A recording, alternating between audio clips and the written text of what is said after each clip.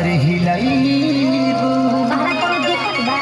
कि गोरखपुर देवरिया में गालनी सवई भतीजा के मौसी कहाँ बिया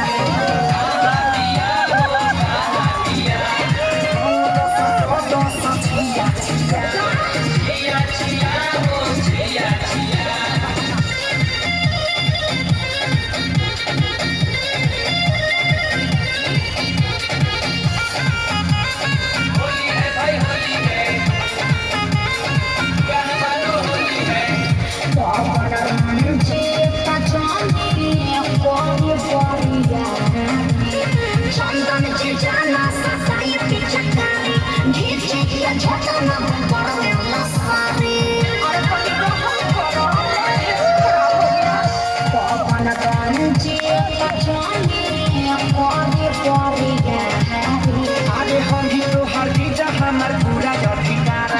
तो हंस खेसरिया के जुड़ल फलदार बा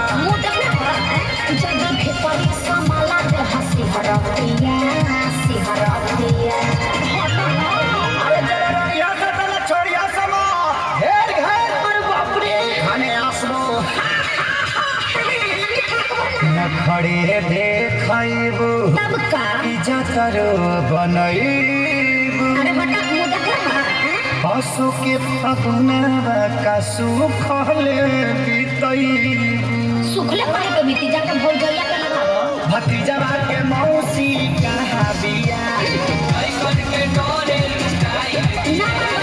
होलिया में कैले दिया छिया छिया अरे बाप रे मैं रंग के चित्र का अब को दे शाबाश शाबाश